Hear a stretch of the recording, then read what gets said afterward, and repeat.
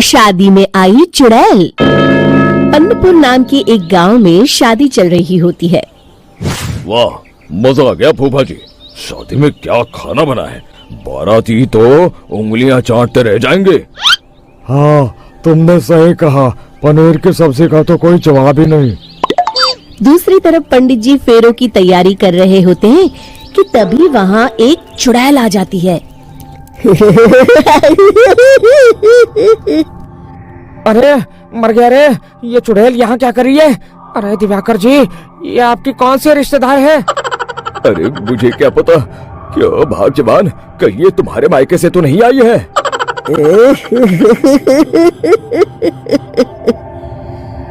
तुम लोगों की इस गांव में बारात लाने की हिम्मत कैसे हुई?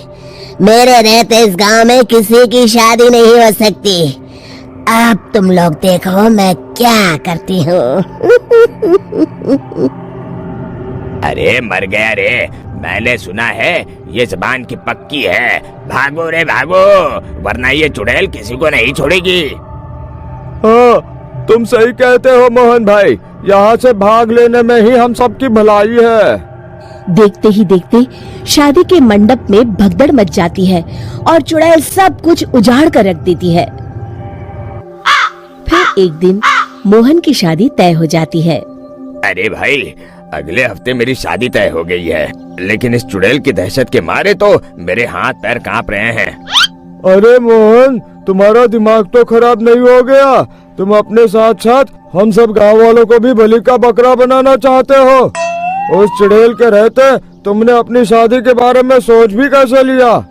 देखो गोपाल, डर तो मुझे भी लग रहा है, लेकिन उस चुड़ैल के डर से मैं जिंदगी भर कुंवारा तो नहीं रह सकता। तभी वहाँ मोहन के होने वाले ससुर आ जाते हैं। अरे ससुर जी आप? देखो, अब तक मैं तुम्हारा ससुर बना नहीं हूँ और शायद बनूंगा भी नहीं। ये आप क्या कह रहे हैं? मैंने तो शादी का कोड भी सिलवा लिया है। मैं अपनी बेटी की शादी किसी अच्छे गांव में कराना चाहता हूँ। तुम्हारा गांव तो भूतिया गांव है। मैं तो क्या, अब तो कोई भी अपनी लड़की इस गांव वालों को नहीं देगा। इस तरह चुड़ैल के डर से उस गांव में किसी की भी शादी नहीं हो पाती। फिर एक दिन गांव के जमींदार अपनी बेटी की शादी करने का विचार करते हैं, लेकिन चुड़ैल के डर से उनकी भी हिम्मत जवाब दे देती है।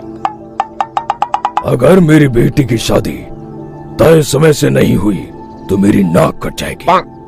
मुझे कुछ करना ही होगा। एक सलाहकार के कहने पर जमींदार काशी से एक बहुत ही नामी तांत्रिक को अपने घर बुलवाते हैं, जो भूत चुड़ैल को पकड़ने में माहिर माना जाता था। जमींदार साहब, आप चिंता मत करिए। इस गांव की सीमा में प्रवेश करते ही मुझे उस चुड़ैल के बारे में सब पता चल गया था। आप उसे जल्दी से जल्दी कैद कर लीजिए ताकि मैं अपनी बेटी की शादी कर सकूं। जब वो चुड़ैल एक इंसान थी, तब ठीक उसकी शादी करने वाले दिन ही उसकी और उसके होने वाले पति की एक दुर्घटना में मौत हो गई थी। उसका होने वाला पति आज भी भूत बनकर जंगल में भटकता है। इसलिए जब तक चुड़ैल की शादी नहीं हो जाएगी, वो किसी और की भी शादी नहीं होने देगी। ये आप क्या कह रहे हैं? अगर वो भूत भी हमारे गांव में आ गया तब हमारा क्या होगा? ये आदमी बीच में बहुत बोलता है, इसे बाहर निकालो। उसके बाद तांत्रिक बताते हैं कि अगर उस भूत के साथ चुड़ैल की शादी करा दी जाए तो वो चुड़ैल हमेशा हमेशा के लिए उस गांव को छोड़कर चली जाएगी। जमींदार साहब, आप अपनी बेटी की शादी की तैयारी शुरू कर दीजिए। मैं कुछ गांव वालों को अपने साथ लेकर उस भूत को ढूंढने जंगल की ओर जाता हूँ। इस तरह जमींदार निश्चित होकर अपनी बेटी की शादी करवाने लगते हैं, लेकिन तभी वहाँ चुड़ैल आ जाती है।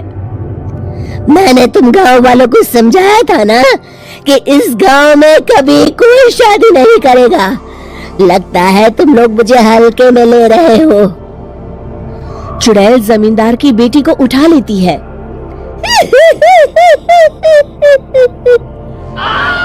अब देखती हूँ बिना दुल्हन के तुम लोग शादी कैसे करोगे। मैं इसे अपने साथ ले जा रही हूँ। छोड़ मुझे, पिताजी, मुझे बचाइए। अरे कोई मेरी बेटी को बचाओ। तभी तांत्रिक उस भूत को लेकर वहां पहुंचता है। अरे भाग्यवान, रुको, इन मासूमों को परेशान मत करो, मैं आ गया हूँ, अब तुम मेरे साथ चलो। चुड़ैल बहुत खुश हो जाती है। आप आ गए, चलिए अब हम मंदिर में चलकर शादी कर लेते हैं। अरे अरे अरे अरे, ये क्या कह रही हो? मंदिर में जाके दोबारा मरना है क्या? चलो, आज से हम जंगल में रहेंगे। चुड़ैल चली गई, अब मेरी शादी हो जाएगी। इस तरह सभी गांव वाले खुशी से झूमने लगते हैं।